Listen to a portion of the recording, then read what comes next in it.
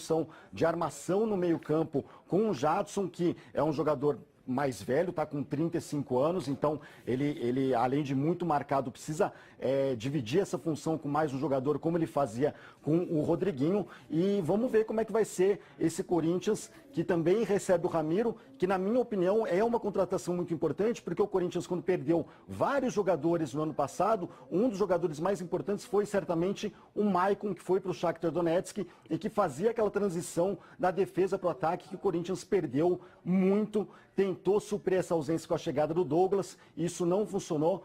Vamos ver se o Ramiro consegue dar uma dinâmica um pouco maior para esse time do Corinthians, que deve ser mais organizado com a chegada do Fábio Carille. Ele é famoso por isso, uma defesa muito bem organizada, um time que sabe taticamente muito bem o que fazer em campo. Janaína. Falando em defesa, Lofredo, hoje o elenco conta com Henrique, Léo Santos, Pedro Henrique e Marlon. As negociações com o Leandro Castan não avançaram. O Corinthians tem necessidade de contratar mais um zagueiro? Deve ser uma prioridade? O Corinthians tem necessidade de contratar um zagueiro, se for assim, um zagueiro para chegar e ganhar a posição. Se for para compor o elenco, acho que aí está adequado. O Corinthians tem jogadores que podem compor o elenco. A gente está vendo aí o Henrique. O Henrique foi muito criticado e muitas vezes é muito criticado, mas o Henrique, numa defesa bem estruturada, ele consegue, e protegida, ele consegue dar conta do recado e poderia ser titular do Corinthians. O Corinthians tem dois zagueiros mais jovens, né, o Léo Santos e o Pedro Henrique, que também precisam dessa situação. E essa situação provavelmente vai ser encontrada com o Carille. Então talvez não seja a prioridade do Corinthians um zagueiro, a não ser que esse zagueiro, como era o caso do interesse no Castan, seja um zagueiro que o Corinthians já conhece e sabe que vai resolver a situação. Se for para fazer um teste, se for para compor o elenco, acho que realmente não precisa tanto.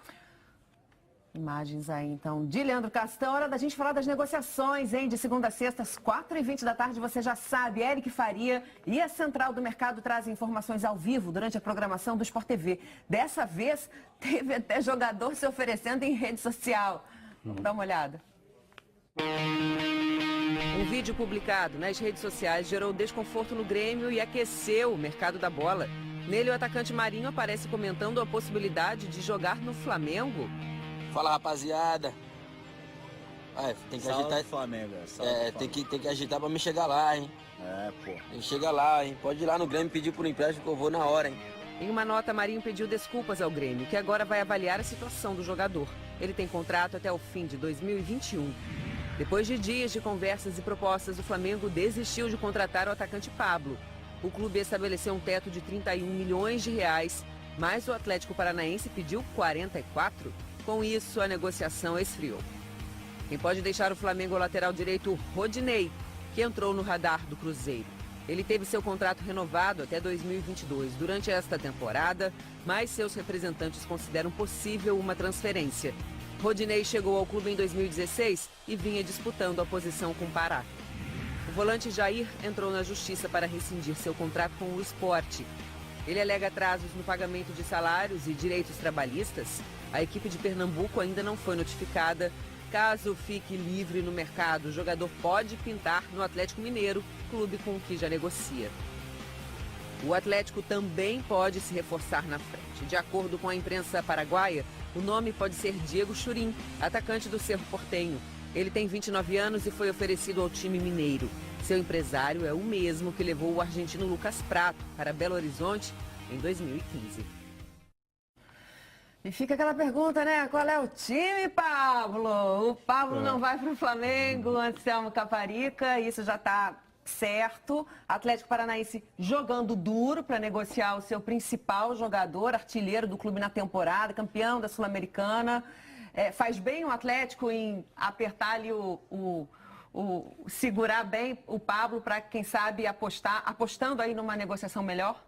Eu acho que faz muito bem o Atlético Paranaense, é um jogador importante. O Flamengo fez uma proposta aí de 7 milhões de euros, né? O Atlético Paranaense quer 10 milhões de euros, 44 milhões de reais.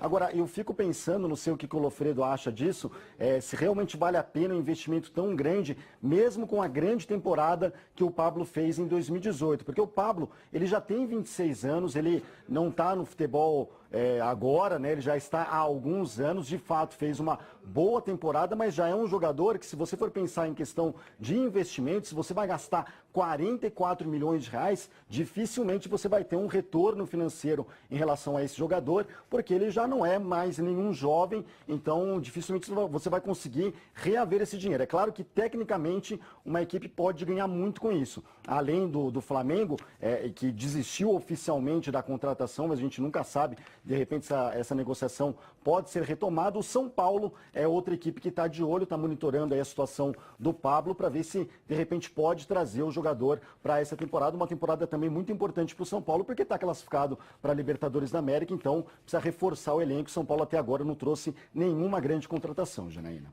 Lofredo, em relação ao Pablo ainda, eu ia até perguntar essa questão da idade dele, de 26 anos.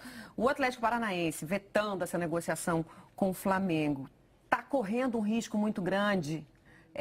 Ou você acredita, conhecendo um pouquinho do bastidor do Atlético Paranaense, que a diretoria já tem uma carta na manga, já está de olho numa coisa maior, já tem um plano B? Olha, das duas, uma. Ou o Atlético tem uma outra proposta, uma sondagem, entre 7 e 10 milhões, ou o Atlético tem interesse em manter o jogador para a próxima temporada, se não passar de 7 milhões.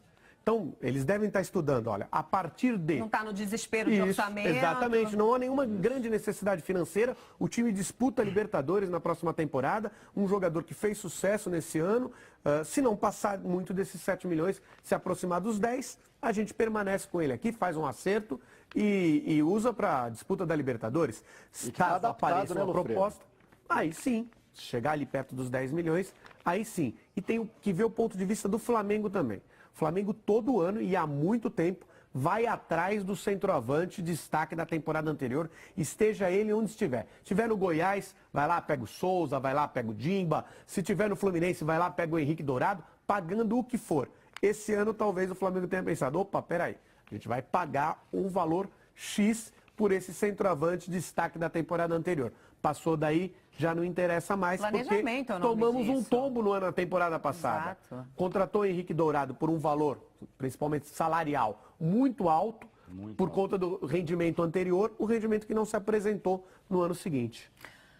Muito bem, vamos fazer o seguinte, vou mostrar para vocês, lá no Globoesporte.com tem uma lista de jogadores que o seu clube pode contratar a custo zero, hein? Vale a pena ir lá, dar uma olhada, fazer uma pesquisa e faz aquela campanha nas redes sociais para o seu clube. Olha só, tem alguns destaques aqui, por exemplo, entre os goleiros, o Júlio César do Fluminense. Pode sair a custo zero para o seu clube. Defensores, o destaque aqui é Leonardo Silva, do Atlético Mineiro. E aí, seria uma boa para a sua equipe? Meio-campistas, Cícero. Cícero pode mudar de clube a custo zero também. E tem a relação de todas as posições e possibilidades de contratações a custo zero. Um clube que se planeja bem, Lofredo, pode conseguir fazer alguma contratação a custo zero e render muito bem, né? Tem os jogadores que daqui 6 meses podem assinar pré-contrato, como é o caso do Diego, do Flamengo. Então, se o seu clube não está tão desesperado, não precisa do jogador agora, precisa para o meio do ano, para o final do ano, já tem que pensar também em 2020, se interessa. O mercado se trabalha muito assim no mercado. Você tem que ir mapeando os jogadores para saber quanto você pode gastar ou quanto você pode investir sem ter que pagar multa de rescisão de contrato. Já volto a falar com o Caparica, porque agora a gente vai falar de Mundial de Clubes. Definidas as semifinais, então, da competição. Amanhã, com transmissão do Sport TV, a partir de 1h30 da tarde, 1 hora de aquecimento para vocês. Tem River Plate e Al-Ain. Na quarta é a vez de Kashima Antlers contra o Real Madrid. Quem acompanhou a chegada do time de Vinícius Júnior lá em Abu Dhabi foi o nosso correspondente Rafael De Angeli, que fala ao vivo com a gente agora. De Angeli, bem-vindo, tudo bem? Conta pra gente como é que tá, assim, a preparação dessas duas equipes, né, do Real e também do River Plate, um dia aí pro River, especialmente antes da estreia.